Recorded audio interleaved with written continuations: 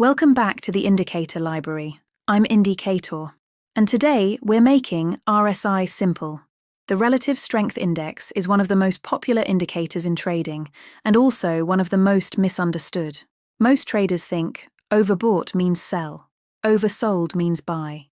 If only it were that simple. Let's break down what RSI actually measures, and when it works, and when it doesn't. At its core, RSI does not measure value.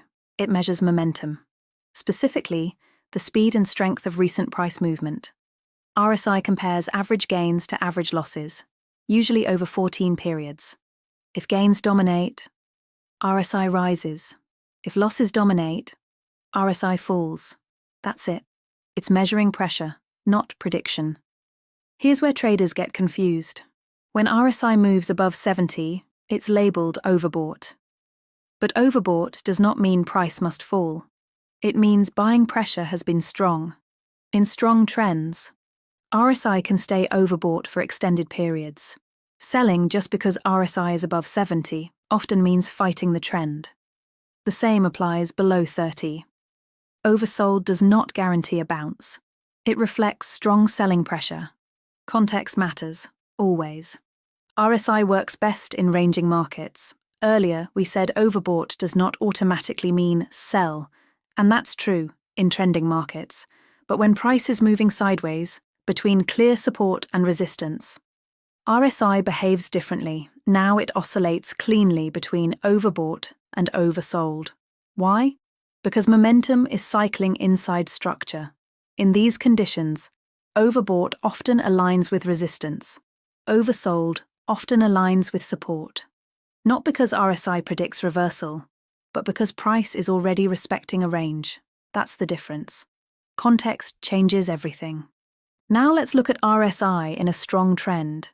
Notice something different. Price is clearly trending higher. Higher highs, higher lows. Now look at RSI. It's not bouncing cleanly between 30 and 70 anymore. Instead, it stays elevated, often between 50 and 80. And during pullbacks, RSI may only drop to 40 or 50, before momentum resumes upward. This is important. In strong uptrends, RSI shifts its range. Instead of asking, is it overbought? Ask, is momentum staying strong? That's a completely different mindset.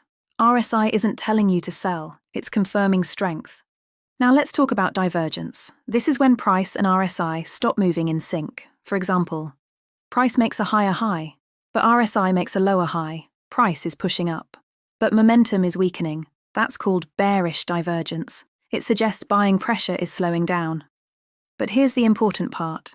Slowing momentum does not automatically mean reversal. It means strength is fading. Not that direction has changed. Divergence is early information, not confirmation, and it should always be used within structure. Hi, I'm Indy. Let's bring this together.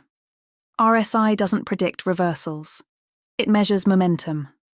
Overbought and oversold describe strength, not automatic turning points. In ranges, RSI can help identify rotation. In strong trends, it often confirms pressure. And divergence, that's early information, not confirmation. The more you understand what an indicator actually measures, the less emotional your decisions become. That's the goal, not more signals, better structure. If this helped clarify RSI for you, be sure to like and subscribe and explore the rest of the indicator library. We're building real understanding here, step by step, and I'll see you in the next one.